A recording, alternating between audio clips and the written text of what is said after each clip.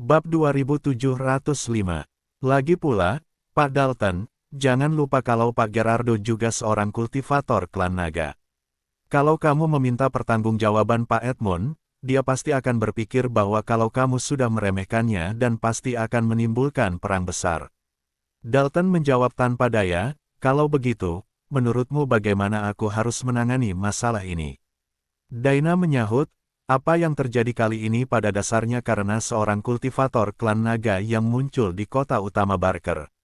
Kita hanya perlu menemukannya, penggal kepalanya dan gantung kepalanya di atas gerbang kota. Pada saat itu, kita cuma perlu memberitahu para kultivator di kota utama Barker kalau masalah ini semua dimulai karena orang itu.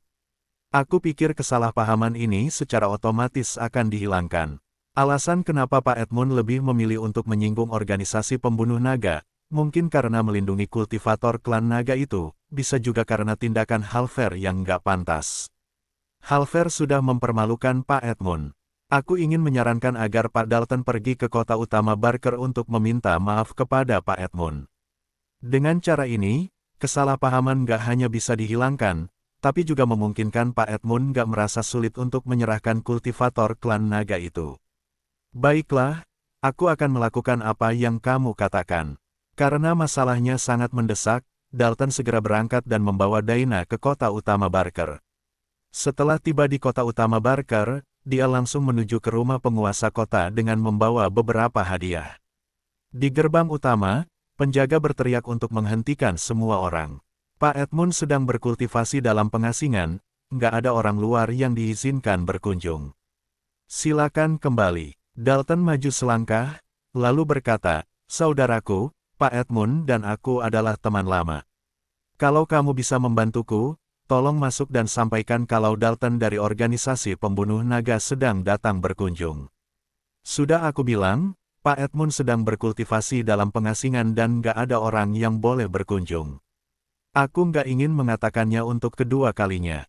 Silakan kembali. Kamu. Dalton adalah pemimpin organisasi pembunuh naga. Dia belum pernah dipermalukan seperti ini sebelumnya. Sekarang, dia ditolak dan bahkan dipermalukan oleh penjaga yang bodoh. Dalton langsung naik pitam dan melepaskan aura energi yang kuat. Pada saat ini, seseorang melayang dan mendatangi Dalton seraya berkata, Pak Dalton, karena Pak Edmund gak bersedia bertemu denganmu, silakan kembali. Untuk apa kamu melampiaskan amarahmu pada penjaga gerbang? Bagaimana kalau kamu melawanku saja? Pak Gerardo. Dalton menunduk, lalu berkata, ayo kita pergi. Pak Gerardo, permisi. Tanpa mengucapkan sepatah kata pun, Dalton pergi bersama orang-orang dari organisasi pembunuh naga. Gerardo tidak memiliki kesan yang baik tentang Dalton di dalam hatinya. Dia tahu bahwa pria ini adalah pengkhianat, jadi dia tidak bertanya lagi. Dia menengok pada penjaga gerbang sambil berkata, maaf, tolong beritahu Pak Edmund kalau teman lamanya, Gerardo datang ke sini untuk berkunjung. Penjaga itu membungkuk, lalu memberi isyarat mengundang sambil berkata, Pak Gerardo, Pak Edmund sudah memberi perintah secara khusus untuk menganggapmu bukan orang luar, silakan masuk. Terima kasih. Gerardo memasuki rumah penguasa kota. Karena dia sudah sering ke sini sebelumnya, dia langsung pergi menuju halaman dalam. Gerardo melihat Surya berdiri di halaman dengan mata tertutup dan mengatur pernapasannya, dengan aura energi samar ruang kegelapan yang melayang di sekelilingnya. Sudut mulut Gerardo melengkung, tetapi sebelum dia berbicara, Surya merasakan aura Gerardo dan buru-buru membuka matanya. Surya kemudian bertanya, siapa kamu dan kenapa kamu di sini? Bab 2706. Gerardo menatap Surya, tersenyum tipis dan menjawab, kenapa, kamu nggak mengenalku? Karena kejadian Barna, Surya masih waspada terhadap orang luar. Dia menatap Gerardo dengan tatapan dingin dan berkata, kenapa aku harus mengenalmu? Aku belum pernah melihatmu di rumah penguasa kota ini. Cepat katakan, siapa kamu sebenarnya? Gerardo menjawab, aku belum pernah melihatmu di rumah penguasa kota ini, tapi kamu memang kelihatan sangat menarik. Saat ini, Edmund yang sudah mendeteksi aura Gerardo, keluar dari ruang rahasia seraya berkata, Pak Gerardo, ternyata itu kamu. Hahaha, Edmund, kamu melakukan sesuatu yang ingin aku lakukan, tapi aku juga nggak berani melakukannya. Berapa banyak kultivator klan naga yang sudah dibunuh oleh organisasi pembunuh naga? Sebagai kultivator klan naga dan juga seorang penguasa kota, aku merasa sakit hati karena nggak bisa membalaskan dendam mereka. Pak Gerardo, tolong jangan bilang begitu. Kalau bukan karena kamu menjadi penguasa kota utama Victor nggak akan menjadi kota utama keadilan. Kamu sudah menyediakan daerah yang aman untuk kultivator klan naga. Kamu sudah luar biasa. Saat mendengar hal tersebut, Surya terkejut. Dia tidak menyangka bahwa pria di depannya, yang bertubuh kurus dan berjubah putih, sebenarnya adalah Gerardo, penguasa kota utama kelima, yaitu kota utama Victor, yang sering disebut-sebut oleh Edmund. Surya awalnya ingin pergi ke kota utama kelima, sedangkan penguasa kota Gerardo juga merupakan orang yang telah direkomendasikan oleh Master Naga Air Alcott kepadanya. Omong-omong, Pak Gerardo, izinkan aku memperkenalkan kamu kepadanya. Ini Surya. Surya, ini Pak Gerardo, penguasa kota utama kelima, kota Victor. Surya tertegun selama 2 detik, lalu segera menyapa, salam hormat, Pak Gerardo. Barusan aku sudah menyinggung perasaanmu, tolong maafkan aku, Pak Gerardo. Gerardo tersenyum dan berkata, enggak masalah, Surya, kamu nggak perlu memasukkan ke dalam hati tentang hal yang barusan terjadi. Aku tahu kalau ada banyak hal yang sudah terjadi di rumah penguasa kota akhir-akhir ini, wajar kalau kamu berhati-hati. Jadi, aku nggak menyalahkanmu. Terima kasih, Pak Gerardo. Edmund menyahut, satu hal lagi, Pak Gerardo. Surya ini adalah seorang kultivator klan naga. Dia adalah orang yang kamu minta agar aku jaga untukmu. Ketika mendengar ini, senyuman di wajah Gerardo tiba-tiba membeku. Kemudian dia menengok ke arah Surya, mengerutkan kening sambil berkata, apa? Kamu juga kultivator klan naga? Ya, aku memang kultivator klan naga. Terlebih lagi, aku pernah mendengar tentang Pak Gerardo sebelum datang ke kota utama Barker. Oh, benarkah? Apa kamu dari ruang bawah? Benar sekali, aku berasal dari ruang bumi. Bumi, cahaya dingin muncul di mata Gerardo, kemudian dia bertanya, kalau begitu, siapa mastermu? Naga Air Alcott. Oh, aku dan Alcott adalah teman lama. Jangan khawatir, Surya, aku sudah mendapat kabar saat kamu datang dan aku akan menjagamu. Tunggu, kamu bisa berkemas, kemudian pergi ke kota utama Victor bersamaku. Mulai sekarang, kamu bisa tinggal di sisiku dan melakukan sesuatu untukku. Mendengar hal tersebut, Surya sontak terkesiap. Memang benar bahwa keinginan Surya adalah pergi ke kota utama Victor. Namun, jika dia pergi sekarang, situasi di kota utama Barker akan sulit dipertahankan. Saat itu, tidak hanya Edmund yang akan terbunuh, tetapi 4 keluarga besar juga mungkin akan kembali terlibat konflik internal. Pada saat itu, Senior Hamdan pasti juga akan terlibat. Surya adalah pria yang menghargai perasaan dan keadilan. Jika bukan karena Senior Hamdan yang sudah menyelamatkannya, Surya pasti sudah lama meninggal. Saat ini, situasi di kota utama Barker tidak stabil. Jika dia pergi saat ini, Surya akan menyesalinya. Meskipun dia bisa memasuki ruang atas beberapa tahun sebelumnya. Oleh karena itu, Surya tidak berpikir terlalu banyak dan berkata sambil menangkupkan tangannya, Pak Gerardo, terima kasih atas kebaikanmu. Tapi, saat ini aku nggak bisa mengikuti Pak Gerardo ke kota utama Victor. Bab 2707. Saat mendengar hal ini, Edmund menghela napas lega. Melalui hubungan baru-baru ini, Edmund mengetahui bahwa Surya memang orang yang menghargai perasaan dan keadilan, jadi dia mengizinkan Surya untuk tinggal bersamanya. Edmund juga memberitahu Gerardo tentang identitas Surya yang merupakan seorang kultivator klan naga. Karena hanya dengan cara inilah, rencana Edmund dapat dilanjutkan. Untuk bisa memenangkan hati Gerardo, Surya sangat diperlukan. Jika Surya adalah orang yang tidak tahu berterima kasih dan memilih untuk mengikuti Gerardo pergi, maka rencana Edmund akan gagal total. Sekarang tampaknya semuanya masih terkendali. Meskipun Surya tidak berkata apa-apa, Gerardo masih menebak-nebak dan berkata sambil tersenyum, baiklah, kalau begitu, kamu akan tinggal di kota utama Barker untuk sementara waktu. Mulai sekarang gerbang kota utama Victor akan selalu terbuka untukmu. Terima kasih banyak, Pak Gerardo. Mendengar ini, hidung Surya terasa sakit dan matanya tidak bisa menahan untuk tidak memerah. Sudah beberapa tahun sejak dia sampai di ruang tengah. Dalam beberapa tahun ini, Surya dan Hamdan telah berkultivasi untuk meningkatkan kekuatan mereka dan mereka tidak pernah menyerah. Hari ini, ketika dia tiba-tiba mendengar perkataan Gerardo, Surya merasa seperti baru saja bertemu dengan seorang teman lama dan kembali ke ruang bumi. Kemudian, Gerardo dan Edmund memasuki ruang rahasia untuk mengobrol. Edmund menceritakan kepada Gerardo semua yang terjadi beberapa hari terakhir ini dan berharap Gerardo dapat membantunya melawan tekanan dari organisasi pembunuh naga. Gerardo tersenyum tipis dan berkata, "Aku baru saja lupa memberitahumu kalau Dalton sudah datang di kota utama Barker. Aku bertemu dengannya di luar gerbang rumahmu. Dia pergi setelah aku memarahinya dengan beberapa patah kata." "Apa? Cepat sekali. Aku pikir aku harus menunggu setidaknya beberapa hari lagi. Aku nggak menyangka kalau Dalton sudah tiba di kota utama Barker." Gerardo menepuk bahu Edmund seraya berkata, "Jangan khawatir, aku nggak akan membiarkan Dalton menyakitimu. Dalton nggak bisa memasuki rumah penguasa kota selama aku ada di sini." "Terima kasih banyak, Pak Gerardo." Setelah mengobrol sebentar, keduanya mulai bermain catur dan terus bermain sampai malam. Pelayan Gerardo yang bernama Lefron, menemukan rumah penguasa kota. Lefron berkata dengan hormat, "Pak Gerardo, ada pemberontak di kota utama Victor. Tolong kembali secepatnya untuk menangani masalah ini." "Pemberontak sialan." Gerardo mengutuk dengan beberapa patah kata, lalu setelah berbicara dengan Edmund beberapa saat, dia pergi bersama Lefron. Surya mengerutkan kening dan bertanya, "Pak Edmund, Pak Gerardo berjanji padamu untuk tinggal di sini dan membantu kita. Kenapa sekarang dia?" Edmund mencibir dan berkata, "Surya, kamu masih terlalu naif.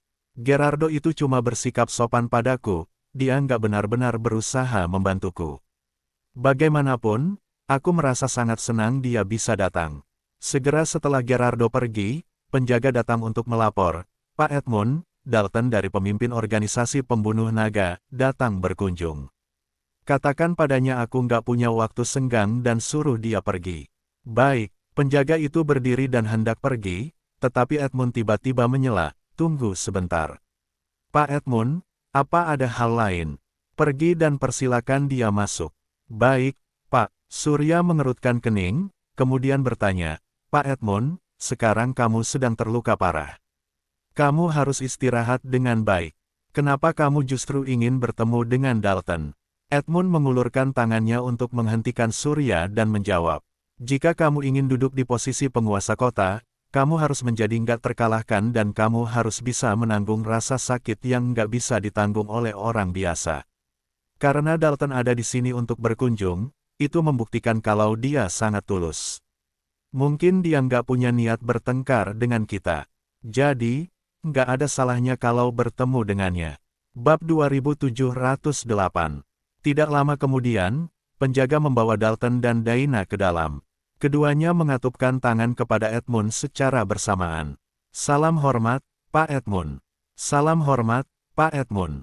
Edmund dan Surya saling menatap, lalu melambaikan tangan dan berkata, "Maafkan aku, Pak Dalton. Kenapa hari ini Kanu datang kemari?" Dalton menjawab, "Pak Edmund, dalam beberapa hari terakhir, ada banyak anggota organisasi pembunuh naga yang sudah menyinggung perasaanmu. Hari ini, aku secara khusus datang untuk meminta maaf kepada Pak Edmund. Silakan terima hadiah ini, Pak Edmund." Setelah berbicara, Dalton melambaikan tangannya, lalu Daina melangkah maju dan meletakkan sebuah kotak kayu hitam di atas meja. Mata Edmund tertuju pada kotak kayu itu. Dia melihat bahwa kotak kayu itu sangat sederhana dan biasa saja, tidak ada apa-apa di atasnya, bahkan tidak ada pola. "Edmund, aku merasa Dalton tidak akan pernah memberikan barang biasa sebagai hadiah." Jadi dia mengerutkan kening dan bertanya, "Apa ini?" Dalton menjawab, "Silakan buka kotak kayu itu, Pak Edmund." "Baik." Edmund menatap Dalton selama 2 detik, lalu mengulurkan tangan untuk membuka kotak kayu itu, tetapi langsung dihentikan oleh Surya. "Tunggu sebentar, Pak Edmund, biarkan aku yang melakukannya." Surya mengambil kotak kayu itu ke samping, lalu setelah membukanya, dia melihat sebuah manik hitam di dalamnya. Manik itu dipenuhi aura hitam.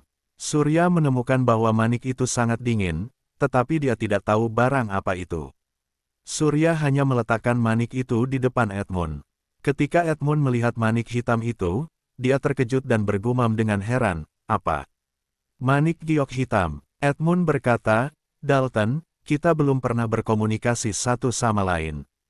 Sekarang, kalau kamu memberiku manik giok hitam yang begitu berharga, aku khawatir nggak bisa menerimanya, jadi sebaiknya kamu ambil kembali." Setelah berbicara, Edmund mendorong manik giok hitam di depan Dalton. Dalton tersenyum, kemudian menyahut, "Pak Edmund, mohon jangan merasa keberatan. Kali ini, Halver bersama yang lainnya sudah menyebabkan masalah untukmu. Manik ini manik giok hitam yang dipilih secara khusus olehku untuk diberikan kepada Pak Edmund." Edmund melirik manik giok hitam tersebut, kemudian berkata, "Halver bersama orang lainnya memang aku bunuh. Tapi, Dalton, kamu pasti tahu kalau aku adalah penguasa kota utama Barker. Kota utama Barker punya aturannya sendiri. Halver dan orang-orang dari organisasi pembunuh naga masuk ke rumah penguasa kotaku saat malam hari tanpa aturan apapun. Karena alasan ini, aku nggak punya pilihan lain selain membunuhnya." "Apa yang dikatakan Pak Edmund sangat masuk akal," sambung Dana. Saat ini, dia berkata, "Pak Edmund, yang dimaksud Pak Dalton adalah beliau ingin menggunakan manik giok hitam ini untuk meminta maaf padamu. Dengan demikian, hal ini juga untuk menyelesaikan kesalahpahaman antara kamu dan organisasi pembunuh naga." "Salah paham? Kamu bilang itu cuma kesalahpahaman kalau aku sudah membunuh Halver dan yang lainnya." Biar ku beritahu, ini bukan kesalahpahaman. Karena mereka nggak menghormatiku sebagai penguasa kota dan masuk ke rumah penguasa kota tanpa izin, aku secara langsung akan mengambil nyawa mereka." Dana menyahut dengan cepat dan berkata sambil tersenyum, "Iya, benar, Pak Edmund, kamu benar. Halver masuk ke rumahmu saat malam hari dan dia pantas mati. Tapi, menurutku pasti ada kesalahpahaman." Bab 2709. Kesalahpahaman. "Coba, katakan, salah paham apa?" tanya Surya. Dana melirik Surya, membungkuk hormat, lalu menjawab, "Menurut berita yang kami terima, Zaimar, penjaga kiri organisasi pembunuh naga kami, menemukan bahwa ada aura seorang kultivator klan naga di kota utama Barker. Meskipun aku nggak tahu alasannya, Zaimar pasti berpikir kalau kultivator klan naga sedang bersembunyi di rumah penguasa kota.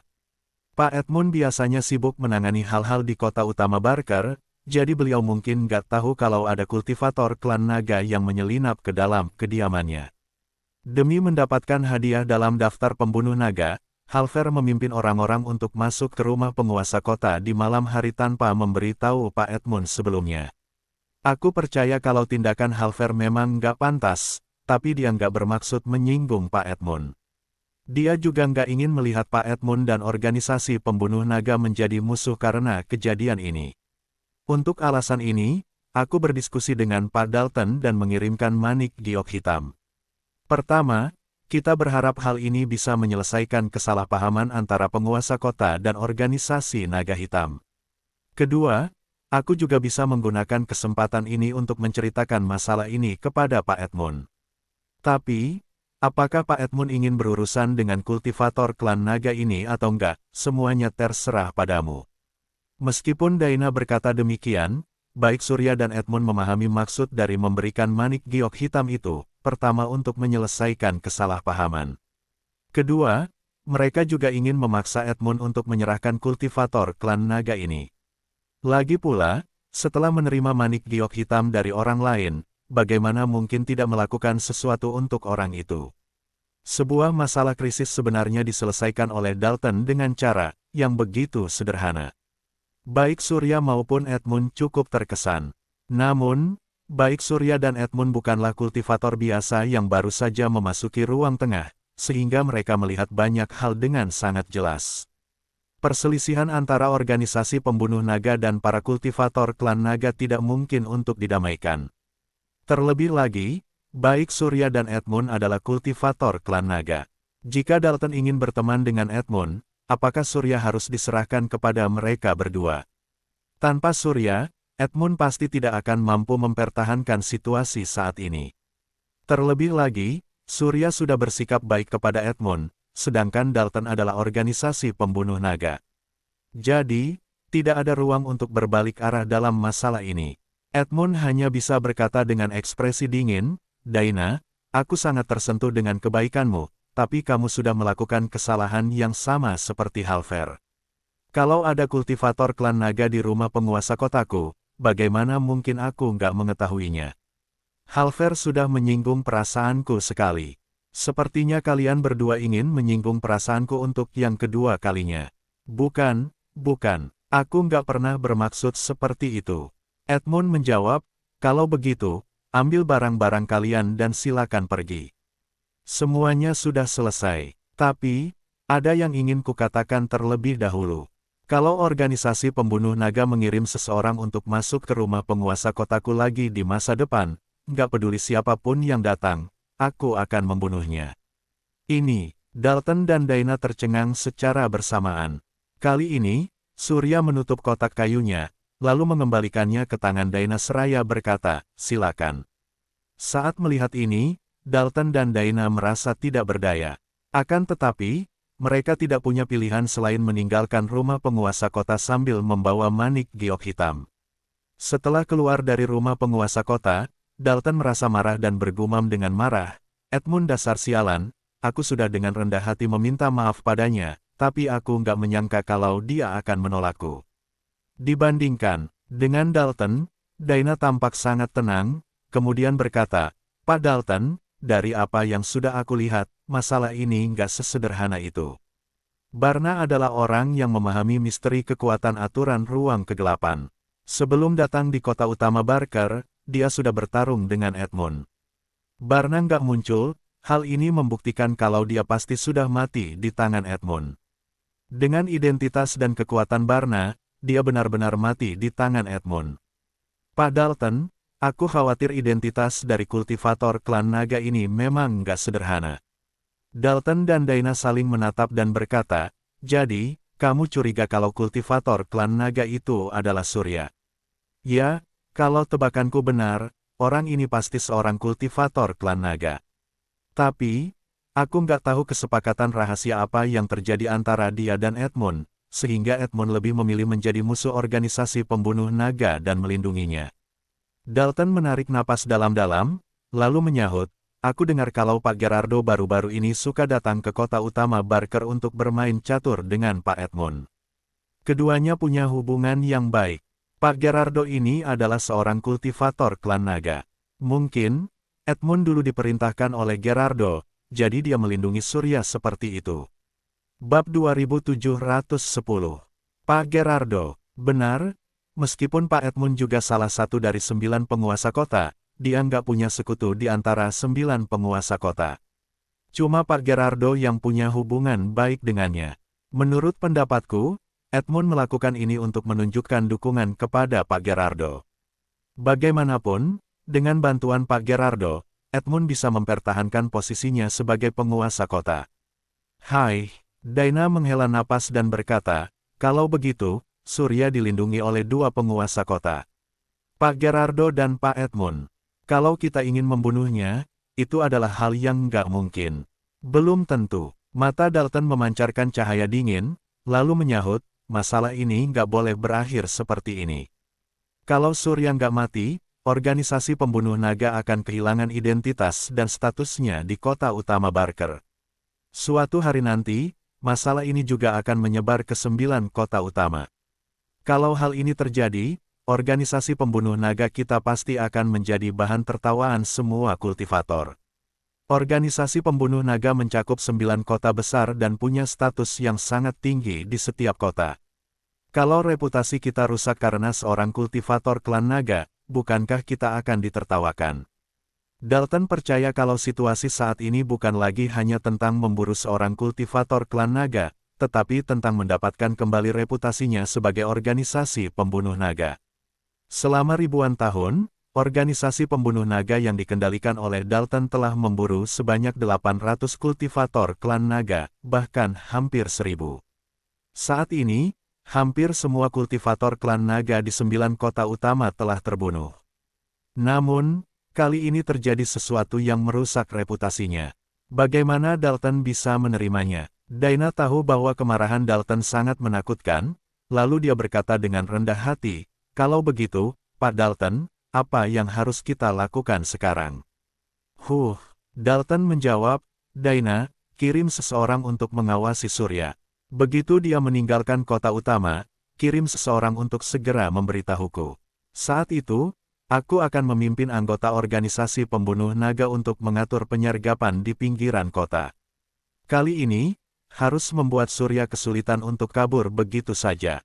Di ruang rahasia, setelah melihat Edmund duduk bersila dan mulai mengatur napasnya, Surya berjalan mondar-mandir di dalam ruangan. Edmund memperhatikan bahwa aura Surya tidak stabil. Dia mengerutkan kening dan berkata, "Pak Surya, sepertinya kamu kelihatan sangat khawatir. Apa kamu takut Dalton dan Daina akan membawa orang-orangnya untuk menyergap rumah penguasa kota?" "Pak Edmund, aku rasa Dalton dan Daina nggak akan menyerah begitu saja. Mereka pasti akan menemukan jalan. Kita masih dalam situasi yang krisis. Kalau malam ini mereka akan menyergap, kita harus melawan mereka. Benar, kita cuma bisa bertarung dengan mereka. Kita nggak punya pilihan dalam hal ini, tapi pendapatku justru berlawanan dengan pendapatmu." Sejak Dalton datang berkunjung, hal itu membuktikan kalau dia nggak ingin berselisih denganku untuk saat ini. Jadi, menurutku dia nggak akan membawa orang-orangnya masuk ke rumah penguasa kota. "Tapi," ujar Surya yang masih sangat cemas. "Menurut Surya, Dalton tidak mungkin tidak datang." "Pak Surya, aku tahu apa yang sedang kamu pikirkan, tapi nggak ada gunanya kamu khawatir tentang masalah ini. Apa gunanya merasa khawatir dengan sesuatu tanpa pilihan? Sekarang, selama kamu memberiku waktu 3 bulan, tubuhku akan pulih secara otomatis. Pada saat itu, walaupun 2 Dalton muncul di hadapan kita, kita masih bisa menghancurkannya menjadi bubuk." Surya menganggap kata-kata Edmund masuk akal, jadi suasana hatinya langsung menjadi tenang. Lagi pula, tidak ada gunanya merasa cemas dengan sesuatu yang tidak ada pilihan. Dalam sekejap, mata Surya bersinar terang dan dia menoleh untuk melihat Edmund. Pada saat ini, dia akhirnya memahami kesenjangan antara dirinya dan Edmund. Tidak ada yang terjadi sepanjang malam. Keesokan harinya, pagi-pagi sekali, Surya kembali ke kamar, duduk bersila di tempat tidur dan mengatur napasnya. Terakhir kali, dia menyerap kekuatan aturan ruang kegelapan dari Barna. Sekarang, Surya merasa bahwa dia memiliki pemahaman tentang kekuatan aturan ruang kegelapan.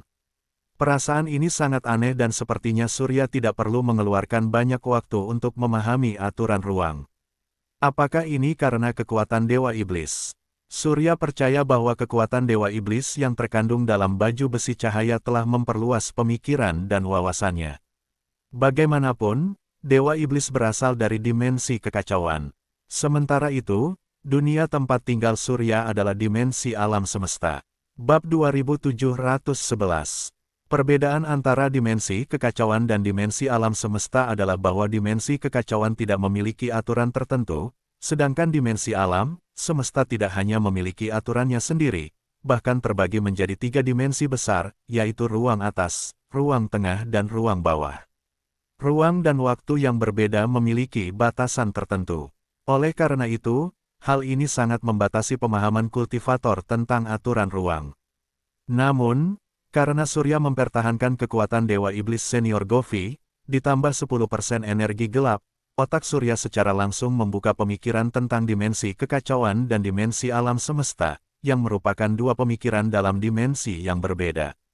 Oleh karena itu, wawasan Surya secara otomatis meningkat lebih dari puluhan kali lipat. Surya tidak tahu apakah ini adalah hal yang baik atau buruk. Namun, dalam beberapa hari berikutnya, Surya menemukan bahwa dia memiliki pemahaman tentang kekuatan aturan ruang kegelapan dan bisa memadatkan aura energinya menjadi badai hitam dengan cepat. Meskipun Surya hanya sedikit memahami kekuatan aturan ruang kegelapan, dia percaya bahwa dengan kecepatannya saat ini, dia bisa memahami kekuatan aturan ruang kegelapan, yang pasti jauh melampaui pemahaman dari kebanyakan kultivator.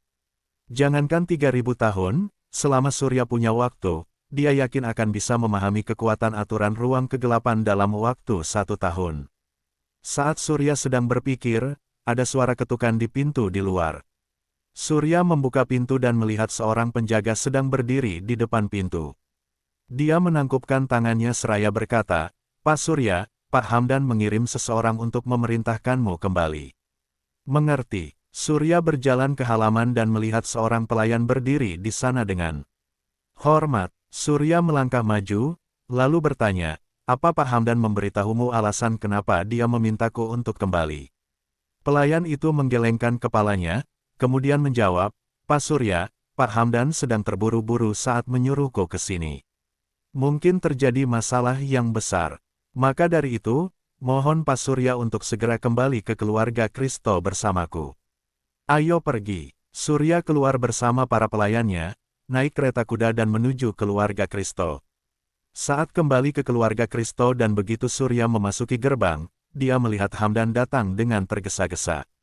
"Senior Hamdan." "Pak, ada masalah besar." "Ada apa?" Hamdan menarik Surya ke sudut, lalu berkata, "Setengah jam yang lalu, aku menerima surat permohonan bantuan dari Oberon. Sekarang, dia dikendalikan oleh anggota organisasi bernama Organisasi Pembantai Naga dan dia berada di pinggiran kota. Awalnya, aku mengira kalau dia meminta koin emas, tapi surat darurat itu nggak menyebutkan koin emas. Oberon nggak meminta uang, tapi dia menunjukmu untuk datang menyelamatkannya. Maka dari itu, menurutku ini mungkin jebakan yang dibuat oleh orang-orang dari organisasi pembunuh naga. Mereka mencoba mengelabuimu agar pergi untuk datang dan menyelamatkan orang. Tapi, karena Oberon adalah teman lamamu, aku harus melaporkan masalah ini kepadamu." Saat mendengar ini, Surya menebak situasi saat ini secara acak, lalu berkata, "Di mana surat permohonan bantuan itu? Tunjukkan padaku." Hamdan mengeluarkan surat permohonan bantuan dari tangannya dan menyerahkannya kepada Surya. Surya membukanya dan membacanya dengan hati-hati. Kemudian, dia berkata, "Ya, ini memang tulisan Oberon. Aku benar-benar nggak menyangka Dalton selicik itu. Nggak bisa, Oberon sudah baik padaku. Aku akan menyelamatkannya sekarang. Pak, aku akan pergi bersamamu." Surya dan Hamdan buru-buru meninggalkan kota dan tiba di lapangan es. Dari kejauhan, mereka melihat Oberon sedang diikat pada gundukan es besar. Seorang kultivator memegang pedang di tangannya dan berdiri di atas lapangan es, menggores wajah Oberon dengan santai dan membuat darah mengalir keluar. Tidak lama kemudian, para kultivator lain yang ada di sekitarnya juga tertawa lebar. Bab 2712. Hahaha, Oberon, bukannya biasanya kamu sangat kuat. Kenapa kamu seperti ini setelah bertemu dengan kakak kita? Biar ku beritahu, kakakku adalah seorang kultivator ruang tengah. Dia sudah berkultivasi di ruang tengah selama 2000 tahun, sedangkan kamu cuma seorang kultivator rendahan yang datang dari ruang bawah. Teman lamamu itu, menurutku dia nggak akan datang untuk menyelamatkanmu hari ini. Tunggu sampai kakakku menggores wajahmu, lalu melepas pakaianmu dan membiarkanmu mati kedinginan di ladang es ini. Hahaha, teman lama, apa kamu punya teman lama? Oberon, sekarang di hamparan es dan salju ini, kamu cuma bisa menghadapi kematian sendirian. Hahaha, saat mendengar tawa keras para kultivator ini dari jauh, Surya menarik napas dalam-dalam dan berteriak, "Siapa bilang Oberon nggak punya teman lama? Aku adalah teman lamanya. Kalian harus ingat namaku. Namaku Surya. Nggak lama lagi, kalian semua akan mati di tanganku." Pemimpinnya, seorang kultivator berambut hijau, segera berbalik dan menatap Surya, lalu tiba-tiba dia melemparkan pedang di tangannya ke arah Surya. Surya mengambil pedang itu dan memainkannya di tangannya. Kultivator berambut hijau itu segera bertanya dengan kesal, "Apa kamu Surya?" "Ya, aku Surya. Sekarang aku sudah ada di sini, apa kalian bisa melepaskan Oberon dulu?" Semuanya, kepung dia." Kultivator berambut hijau itu segera memberi perintah, lalu puluhan kultivator lain bergegas maju dan mengepung Surya dari semua sisi. Tidak lama kemudian, Surya melirik ke arah Hamdan dan Hamdan bergegas untuk melepaskan ikatan tali Oberon. Dia menyadari bahwa Oberon sedang menundukkan kepalanya dan mulai menangis tanpa suara. Ini, Hamdan tertegun, suara Oberon yang tercekat segera berkata, "Terima kasih, Surya. Terima kasih sudah datang." Begitu mendengarnya, Hamdan menengok ke arah Surya seraya berkata, "Pak, Oberon ingin mengucapkan terima kasih padamu." Hahaha, saat mendengar ini, pemimpin kultivator berambut hijau itu mengangkat kepalanya dan tertawa, lalu dia meludah seraya mengutuk, "Dasar bajingan, apa kamu Surya, teman lama Oberon?" "Benar, aku Surya. Siapa namamu? Dalam pertarungan ini, apakah kita akan bertarung 1 lawan 1?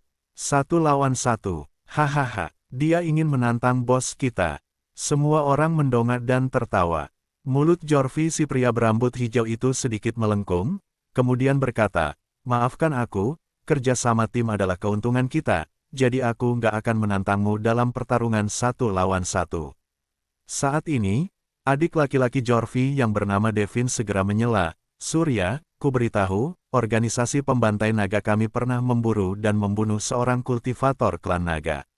Seorang kultivator klan naga yang bisa melawan ratusan kultivator dan tetap nggak akan terkalahkan. Sayang sekali orang seperti itu pada akhirnya akan mati di tangan kakakku. Hari ini, kamu dan Oberon akan mati bersama-sama." Bab 2713. Jorvi tersenyum dan berkata, "Pertama aku akan membunuhmu lebih dulu untuk membuat Oberon kehilangan semua harapannya. Lalu, aku akan menggores kulit di sekujur tubuhnya dan biarkan dia mati kedinginan di tengah hamparan es dan salju. Rencana yang begitu sempurna ini akan membuatnya nyaman." Hahaha, tawa para anggota organisasi pembantai naga terdengar dari segala penjuru. Baru kemudian Surya menyadari bahwa organisasi pembantai naga di depannya tidak ada hubungannya dengan organisasi pembunuh naga. Namun, mereka mampu membunuh seorang kultivator klan naga dan hal ini membuat Surya terkesan. Tiba-tiba Jorvi berteriak, "Semuanya, serang. Buat lingkaran sihir perangkap naga." Tidak lama setelah Jorvi selesai berbicara, puluhan kultivator di sekitarnya segera mengelilingi Surya, lalu merapalkan mantra di mulut mereka dan membuat segel dengan tangan mereka. Dalam sekejap mata, lingkaran sihir besar muncul di tanah di area di mana Surya berada. Lingkaran sihir besar ini dipenuhi dengan jaring laba lab yang lengket dan menempel kuat di kaki Surya. Surya mencoba bergerak, tetapi dia tidak bisa bergerak sama sekali. Pada saat ini, seluruh tubuh Jorvi meledak dengan aura energi yang kuat. Aura energi yang dikeluarkan dari tubuh Jorvi menjadi makin kuat. Tiba-tiba Jorvi berteriak keras, lalu pakaian di tubuhnya terkoyak oleh energi yang kuat tersebut dan berhamburan tertiup angin. Jorvi membalik tangan kanannya, lalu sebuah pedang emas muncul di tangannya. Senyuman jahat muncul di wajah Jorvi, kemudian dia berkata, "Ini adalah pedang pembantai naga. Begitu pedang pembantai naga muncul, kamu akan ditebas menjadi beberapa bagian. Merupakan suatu kehormatan besar bagimu untuk mati di tangan Jorvi." "Surya, mati saja." Jorvi memegang pedang pembantai naga di tangannya, lalu berlari ke depan dengan cepat. Kemudian, dia melompat ke udara, memegang gagang pedang dengan kedua tangannya, tiba-tiba menghunus kepala Surya dengan pedang tersebut. Saat ini, Surya mengangkat kepalanya dan menatap ke arah Jorvi. Aura pelindung di tubuhnya menunjukkan bentuk aslinya dan bayangan naga biru segera bergegas menuju Jorvi. "Mati saja!" Jorvi berteriak marah dan menebas bayangan naga biru dengan pedangnya. Saat bilahnya menyentuh bayangan naga biru, dua energi yang kuat meledak dalam sekejap. Terdengar suara ledakan keras, bayangan naga biru langsung hancur dan berubah menjadi bubuk. Guncangan kuat yang datang dari pedang pembantai naga membuat kemarahan Jorvi meningkat. Dia menggertakkan gigi sambil berkata, "Sekarang, aku sudah menghancurkan aura pelindung tubuhmu, mari kita lihat apa lagi yang bisa kamu gunakan untuk menghentikanku." Jurus pertama teknik pedang pembantai naga, bantai naga terbalik. Jorvi mengayunkan pedangnya dan menebasnya secara tiba-tiba. Surya mengangkat pedang di tangannya dan melemparkannya ke arah Jorvi. Pada saat yang sama, es di bawah kaki Surya mulai retak. Dalam sekejap, area sekitar belasan meter retak. Lingkaran sihir yang ada di tanah sebelumnya, juga menghilang dalam sekejap. Di langit, pedang itu terbang ke arah Jorvi. Jorvi mengayunkan pedang pembantai naga di tangannya dan menghantam pedang itu. Tang! Terdengar suara tajam dan kemudian di bawah guncangan kekuatan yang sangat besar, Jorvi terbang mundur lebih dari puluhan meter. Setelah mendarat, Jorvi menatap Surya dengan heran, bibirnya bergetar seraya berkata, ini enggak mungkin. Ini enggak mungkin." Pada saat yang sama, anggota organisasi pembantai naga yang berdiri di sekitar Surya semuanya tercengang, tidak tahu apa yang sedang terjadi. Baru saja, saat Jorvi mengambil tindakan, semua orang mengira Jorvi pasti akan menang. Namun, sekarang saat Jorvi melihat Surya, dia seperti seekor tikus yang melihat kucing dan seluruh tubuhnya gemetar ketakutan. Surya tidak ingin membuang waktu lagi. Dia membalikkan tangan kanannya dan memegang pedang naga iblis. Sosoknya melintas dan menghujam lebih dari puluhan energi pedang. Ledakan terdengar dari hamparan es di sekelilingnya. Dalam sekejap mata, puluhan anggota organisasi pembantaian naga itu terbunuh dengan kepala terpenggal, anggota badan dan darah mereka berceceran di tanah. Ini enggak mungkin." Jorvi berteriak marah. Adegan di depannya benar-benar berlawanan dengan apa yang sudah dia harapkan. Dia tidak percaya bahwa orang yang dia singgung ternyata adalah kultivator yang sangat kuat. Surya mengangkat pedang naga iblis di tangannya dan mengarahkannya ke Jorvi tanpa berkata apa-apa. Saat melihat ini, Jorvi menatap Surya seolah sedang menghadapi musuh yang tangguh. Kemudian, dia mundur 2 langkah, berbalik dan lari. Bayangan Surya segera melintas dan menyusul Jorvi, lalu menamparkan punggungnya. Kekuatan dahsyat tersebut langsung menghancurkan otot dan tulang di tubuh Jorvi dan membuatnya jatuh ke tanah. Surya menikam lengan Jorvi dengan pedang naga iblis dan menancapkannya ke tanah. Pada saat ini, Oberon yang telah dianiaya, bergegas mendekat dengan pedang di tangannya, lalu dia membuat luka di wajah dan tubuh Jorvi. Dalam sekejap, dia menggores ratusan luka, mengabaikan kematian Jorvi karena pendarahan yang berlebihan. Dia berteriak, "Ayo, apa kamu nggak jadi membunuhku? Aku ingin lihat, apa kamu yang mati atau aku yang mati." Bab 2714. Ayo, bangun. Aku menyuruhmu untuk bangun. Hamdan dan Surya saling menatap. Surya menarik napas dalam-dalam seraya berkata, "Dia sudah mati. Sudah mati." Saat mendengar ini, seluruh tubuh Oberon gemetar dan dia menatap Jorvi yang tergeletak di tanah dengan ekspresi tidak percaya. Kemudian Oberon memegang pedang di tangannya, lalu menusuk perut Jorvi lebih dari belasan kali. Dia berkata dengan ekspresi putus asa di wajahnya, "Surya, aku mohon, tolong aku." Ya, Surya mengangguk. Ini adalah pertama kalinya dia melihat Oberon dalam keadaan yang kacau seperti itu. Memang benar, dalam ruang bumi, Oberon memiliki identitas dan posisi yang sangat tinggi. Namun, di ruang tengah, Oberon bukan apa-apa dan hanya setitik debu di sini. Sebagai seseorang yang dulunya memiliki kehormatan yang sangat tinggi, pasti akan sulit menerima saat dipermalukan tanpa dasar seperti itu. Wajar jika naluri Oberon meledak. Surya membentuk bola cahaya di telapak tangan kanannya, detik berikutnya, bola cahaya itu membombardir Jorvi. Duar. Jorvi berubah menjadi debu yang tak terhitung jumlahnya dan berhamburan tertiup angin. Pedangnya jatuh ke tanah dengan keras di tanah. Oberon tersentak, seluruh tubuhnya gemetar. Dia menutup matanya, seolah sedang berusaha mengendalikan emosinya. Setelah lebih dari 10 detik, Oberon akhirnya sadar kembali dan berkata, "Surya, terima kasih sudah menyelamatkan hidupku. Aku berhutang budi padamu. Aku, Oberon, pasti akan membalas budi ini padamu di masa depan. Aku percaya padamu." Surya mengulurkan tangannya, lalu berkata, "Mulai sekarang, kita akan menjadi sekutu. Jika ingin membuat orang yang menyukai harga diri merasakan kebaikan orang lain, maka harus menghormati pilihannya." Surya menghormati pilihan Oberon, yang juga memberikan kepercayaan diri pada Oberon. Detik berikutnya, Oberon meraih tangan Surya dan bangkit dari tanah. Surya menepuk-nepuk salju di tubuh Oberon sambil berkata, "Aku sudah bilang kalau aku akan membawamu ke dunia cermin perunggu untuk berkultivasi. Setelah aku kembali, aku akan meminta persetujuan pada Pak Babit untuk menugaskanmu kepadaku. Kamu bisa ikut aku dan aku akan mengajakmu berkultivasi. Ruang tengah jauh lebih rumit dari yang dibayangkan oleh Surya. Terakhir kali, ketika Surya dan Edmund bertarung melawan Barna di rumah penguasa kota, Surya tahu bahwa ada banyak ahli ruang tengah yang ingin mendapatkan keuntungan dan membangun pijakan di sini. Jadi, dia harus memiliki sekutunya sendiri. Meskipun sekarang Edmund menganggap Surya sebagai sekutunya, tidak butuh waktu lama sebelum dia pulih sepenuhnya dan tidak lagi menganggap Surya sebagai sekutunya.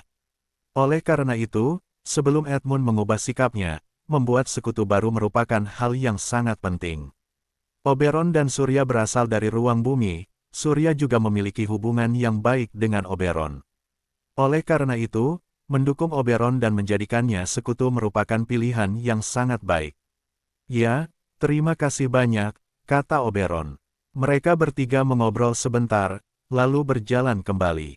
Surya bertanya pada Oberon mengapa dia menyinggung orang-orang dari organisasi pembantai naga. Oberon menghela napas dan memberitahu Surya bahwa dia dan Devin memiliki dendam karena kompetisi di arena latihan naga biru. Pada awalnya, kekuatan Oberon jauh lebih unggul dari Devin.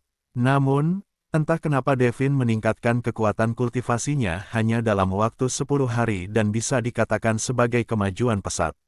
Devin yang kalah merasa tidak yakin, jadi dia datang ke arena latihan naga biru untuk menantang Oberon lagi. Kali ini, Oberon kalah dari Devin. Karena Oberon tidak pernah kalah sejak bergabung dengan arena latihan naga biru hingga saat ini, sehingga Oberon merasa tidak yakin. Bab 2715. Oleh karena itu, keesokan harinya, Oberon menantang Devin lagi. Kali ini, Oberon mengalahkan Devin dan menyadari bahwa kekuatan Devin tiba-tiba melemah. Kemudian, Oberon mengetahui bahwa Devin telah meminum pil khusus untuk merangsang potensinya. Kemudian, Devin menantang lagi. Namun, karena pil ini punya batas waktu untuk meminumnya, maka hanya bisa digunakan 1 kali dalam setahun. Jika tidak, maka efeknya akan berkurang. Devin sudah meminumnya 1 kali dan dia meminumnya lagi, maka efek pilnya jelas berkurang secara signifikan. Pada awalnya, Devin mencoba yang terbaik untuk mengalahkan Oberon. Sekarang, efek dari pil dalam merangsang potensi sudah melemah dan kekuatan Devin secara alami tidak dapat kembali ke keadaan semula. Oleh karena itu, Devin menantang Oberon setiap hari selama 10 hari berturut-turut, tetapi dia dikalahkan oleh Oberon setiap hari. Oleh karena itu, Devin merasakan kebencian di dalam hatinya, kemudian berencana untuk membunuh Oberon. Devin adalah anggota organisasi pembantai naga dan dia selalu dihargai oleh kakak laki-lakinya, yaitu Jorvi. Oleh karena itu, Devin memberitahu Jorvi tentang masalah tersebut. Pada akhirnya, Jorvi memimpin orang-orang dari organisasi pembantai naga untuk mengatur perangkap ini. Surya tahu betul bahwa sebagai seorang kultivator, dia tidak bisa memamerkan kekuatannya dan bertarung dengan orang lain sesuka hati. Oberon adalah orang yang terkenal di arena latihan naga biru. Jika hal ini terus berlanjut, dia mungkin secara tidak sengaja akan membuat musuh dari banyak pihak di masa depan. Ini adalah masalah besar yang harus dihindari. Oleh karena itu, Surya berkata, mulai sekarang, kamu nggak perlu pergi ke arena latihan naga biru dan tunggu saja kabar dariku. Baik, aku mengerti, jawab Oberon mengangguk. Mereka bertiga terus bergerak maju dan hendak keluar dari lapangan es. Saat itu, angin dingin tiba-tiba menerpa, salju lebat turun di lapangan es dan suhu udara tiba-tiba turun. Kepingan salju mulai jatuh dari langit. Tepat ketika kepingan salju itu mendarat 3 kaki di depan Surya, tiba-tiba ia terbelah menjadi 2. Surya tiba-tiba berbalik ke samping dan sebuah jarum baja terbang melewatinya. Detik berikutnya, Surya mendeteksi adanya puluhan kultivator dalam jarak 100 meter dari sekitarnya. Dia segera melepaskan aura naga biru, memperluas pelindung tubuhnya, membentuk perisai pertahanan naga biru dan menyelimuti Hamdan, Oberon dan dirinya di dalamnya. Tidak lama kemudian, setelah Surya menyelesaikan semua ini, puluhan jarum baja tiba-tiba ditembakkan dari segala arah, menembus pelindung pertahanan naga biru dan berjatuhan di tanah. Tidak lama kemudian, Dalton memimpin lebih dari 50 anggota organisasi pembunuh naga untuk mengelilingi ketiganya. Dalton, ternyata kamu. Ketika Surya melihat Dalton, cahaya dingin keluar dari matanya. Dia tidak percaya bahwa Dalton sebenarnya adalah pria yang bertindak dengan sembarangan. Terakhir kali saat berada di rumah penguasa kota, dia sangat rendah hati. Sekarang, dia benar-benar mengirim seseorang untuk melakukan penyergapan di luar kota. Pak Surya, akhirnya kita bertemu lagi. Sudut mulut Dalton melengkung, lalu dia menatap Surya seolah-olah dia adalah mangsa. Surya menyahut, Dalton, nggak pernah ada dendam antara aku dan kamu. Kenapa kamu seperti ini? Aku anak buah Pak Edmund. Kalau kamu menyerangku, apa kamu nggak takut Pak Edmund akan menyalahkanmu? Dalton menjawab, meskipun kamu anak buah Pak Edmund, kamu juga seorang kultivator klan naga. Surya, kamu bisa menipu orang lain, tapi kamu nggak akan bisa menipuku. Meskipun aku kagum pada Pak Edmund, jangan lupa, ini bukan rumah penguasa kota dan kota utama Barker adalah kota pembunuh. Di kota utama Barker, kamu bisa membunuh sesuka hati. Jangankan di luar kota, tapi juga di dalam kota nggak perlu ada alasan apapun untuk memulai pertarungan antara kedua pihak. Surya, menurutmu kalau aku melakukan penyergapan di sini, Pak Edmund akan punya alasan untuk menanyaiku. Kamu, Surya mendengus dingin seraya berkata, meskipun kamu bisa lepas dari tanggung jawab Pak Edmund, menurutku nggak ada gunanya melakukan itu. Karena aku bukan seorang kultivator klan naga. Kamu sudah mengenali orang yang salah. Bab 2716. Daina menyela, kalau kamu bukan seorang kultivator klan naga, bagaimana kamu bisa punya aura naga di tubuhmu? Surya menjawab, aku pernah menjadi pelayan keluarga Babit. Aku berkultivasi di Danau Naga Biru selama beberapa waktu. Jadi, secara otomatis aku punya aura naga biru di tubuhku. Apa menurut kalian berdasarkan hal ini, kalian mengira aku adalah seorang kultivator klan naga? Daina dan Dalton saling menatap, lalu Daina berkata, meskipun kami nggak bisa mengidentifikasimu sebagai kultivator klan naga. Surya, jangan lupa, Pak Barna adalah tetua dari organisasi pembunuh naga kami. Dia, sudah kamu bunuh bersama Pak Edmund. Walaupun kamu bukan seorang kultivator klan naga, membunuh tetua dari organisasi pembunuh naga merupakan kejahatan besar. Jadi, kamu pasti akan mati hari ini. Surya menjawab, Barna itu masuk ke rumah penguasa kota dan ingin membunuh Pak Edmund. Pak Edmund dan aku bekerja sama untuk membunuhnya. Ini juga bukan hal yang salah. Kalau kalian menggunakan alasan ini, walaupun hari ini kalian mendapatkan apa yang sudah kalian inginkan, kalian akan tetap dimintai pertanggungjawaban oleh Pak Edmund ketika kembali ke kota utama Barker. Ini, ucap Daina merasa bingung sambil menundukkan kepalanya tak tahu harus menjawab apa. Pada saat ini, sorot mata Dalton memancarkan cahaya dingin, lalu dia menggertakkan gigi dan berteriak, Edmund. Di matamu, cuma ada Edmund. Biar ku beritahu, kalau kamu menyinggung organisasi pembunuh naga, meskipun kamu punya perlindungan dari Pak Edmund, kamu cuma bisa mati. Setelah berbicara, Dalton tiba-tiba melambaikan tangannya seraya berseru, tembakkan panahnya. Lebih dari 50 kultivator organisasi pembunuh naga membalikkan tangan kanan mereka, kemudian busur hitam panjang muncul di tangan mereka. Mereka mengambil busur dan memasang anak panah, menariknya dengan penuh dan hendak meluncurkannya. Surya menggertakkan giginya, kemudian berteriak, tunggu sebentar. Dalton menghentikan semua orang, lalu berkata, kenapa? Apa lagi yang ingin kamu katakan? Surya menyahut, orang yang ingin kamu bunuh adalah aku. Masalah ini nggak ada hubungannya dengan teman-temanku. Aku harap demi Pak Edmund, biarkan mereka pergi dulu.